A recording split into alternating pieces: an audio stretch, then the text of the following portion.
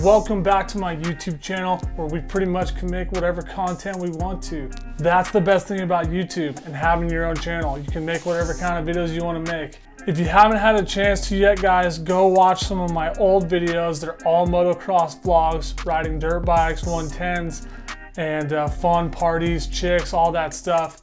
There's a ton of videos on my channel. Do me a favor and check them out. And please, guys, hit the subscribe button and the like button and stay subscribed. I'm trying to grow this channel even more. Thanks for following all you guys. I really appreciate it. So it seems to be like a trending topic in the motocross industry right now. Guys are actually saying stuff and they're standing up for basically, you know, putting their lives on the line and risking every day to try their hardest, to win a trophy, to win bonus money, yeah, little stuff like that. But the amount of guys that actually make a living off this stuff and the guys that don't is a pretty sad thing. I don't want to keep kind of beating a dead horse, but I really want to talk about, you know, how everybody's kind of standing up and people are kind of saying, hey, you know what? You got to give us a little bit more, Supercross and motocross. You guys got to give us a little more money, a little more this, a little more that. Maybe options for selling their merch at Supercross or different options, because I know that like those guys control all the rights to all the sales. That's why they have the Supercross trailers at Supercross and you're not allowed to sell your own stuff. But man, if there's a way to find money for these guys that can't make a living doing this, we got to try to help and find a way. If that's just bringing exposure to the issue or what it may be. I just feel bad because I have a lot of friends that are privateers that race Supercross, and you know, knowing behind the scenes stuff, how hard these guys, they basically rough it. You know, they're like, it's like a cowboy chasing the rodeo. You know, it's like they get hurt and they risk everything to make barely nothing. And I guess it's a love for the sport. And I just want to take a second, guys, and I know this content might be a little bit like negative, but at the same time, motocross is a great sport, right? It teaches us great values. It teaches us to never give up. It gives us great life lessons. And that's why it's such a love-hate relationship with this sport. A lot of guys that grew up racing in this sport, they end up walking away from it for a little while and then they can't figure out why they're so unhappy, and they get another dirt bike and it fixes that problem. That tends to happen with a lot of people that race or ride dirt bikes. But a lot of guys, you know, growing up, they race dirt bikes and reality hits and they can't make a living doing it. You get burnt out, you go, man, what am I doing? I put all this time and effort. But don't forget, kids out there that are watching this channel, motocross, the community and the family aspect keeps your family together. It keeps you out of trouble. It teaches you perseverance. It teaches you to stay tough. It teaches you amazing life lessons that a lot of other sports can't. You know, there's a lot of team sports out there and that's fine. Baseball, football, basketball, those things. I enjoy all of those too. But there's no sport like motocross where you have to actually rely on yourself to get what you want. It's not your fault if coach doesn't play you because you're in the game the whole time. That's why I love motocross so much, but I'm so passionate about it. I'm trying to do my best to bring exposure to the industry, and if the guys don't like it, that's fine. I don't care, honestly. But so yeah, I just want to get into Colby Raha and what he said on the Gypsy Tales podcast. If you guys haven't seen the Gypsy Tale podcast, go check that out. It's a great YouTube channel. That guy over there does an amazing job, and he really digs in deep to the emotional side of what the sport goes through, and you can find a lot of great things on that. That being said, Colby Raha was on the Gypsy Tales podcast recently, and he basically is explaining what a lot of us are thinking, and people are finally standing up and saying, hey, you know, this kind of isn't right. And I'm going to show some clips of Colby Raha's conversation, some quick clips, because I don't want to take too many, but check these clips out. It takes something big like everybody to go on strike and be like, hey, Feld, we're not racing. You need to pay us more, you know?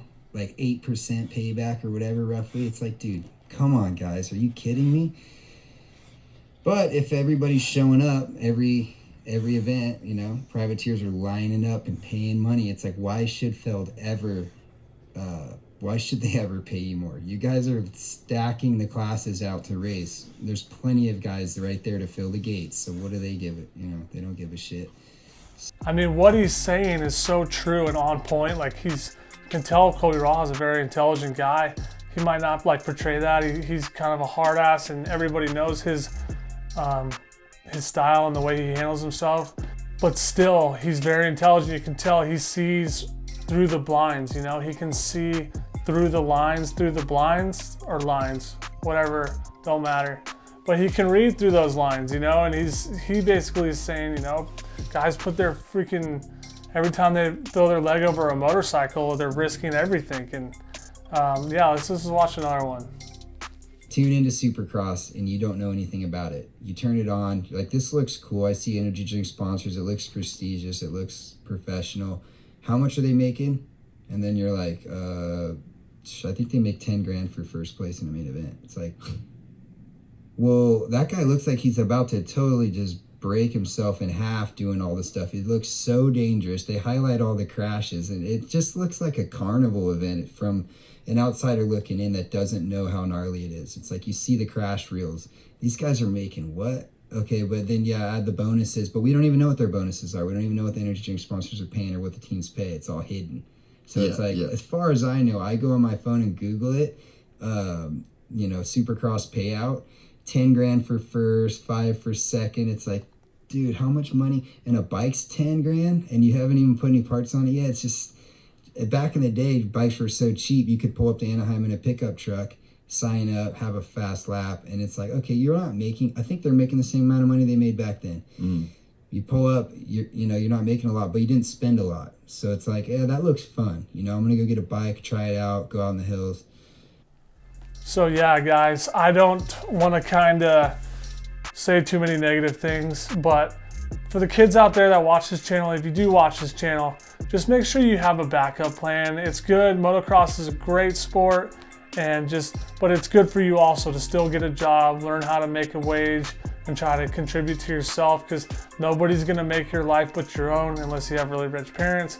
But for the most of us out there, nobody's gonna make your life but yourself. So you gotta rely on yourself, and actually motocross teaches you that, relying on yourself. So put that into work and make sure you guys have jobs and learn life lessons and skills outside of motocross, because it's really important. Because a lot of us riders, when it doesn't work out, we end up being like, well, I don't know how to do anything else. A lot of us actually end up working construction jobs, operating heavy equipment and stuff, because we're good at articulation, and we have that feeling, you know. It's funny, everybody that races motocross, you can tell when they drive different. They're always trying to see the lines when they're driving through traffic, like they're racing, even though they might be just cruising. But I don't know about you guys if you do the same thing, but when you're driving, you're like looking at 4 different options and looking way in ahead, and your mind's just ticking. But comment down below, let me know if you guys do the same stuff, or at stoplights you sit there when the light's red and you wait for the green light, and like it's like a gate drop.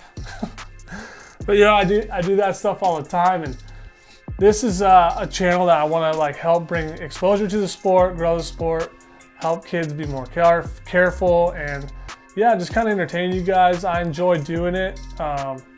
These aren't the only videos I'm gonna make. I'm gonna make a bunch of different videos. I'm gonna make travel videos, dirt bike videos, watch videos. Let me know what you guys like the most in the comments, please, and I really appreciate the support. But yeah, back to like what Colby Raha was saying, man, you guys, it's pretty insane. I would watch that whole podcast. It's really good, Gypsy Tales.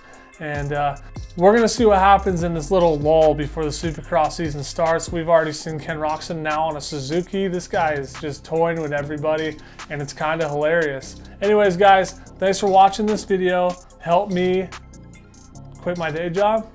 No, it'll be a while before that, but please stay subscribed. And I want to do another giveaway soon. So thanks for watching, guys, and we'll see you soon.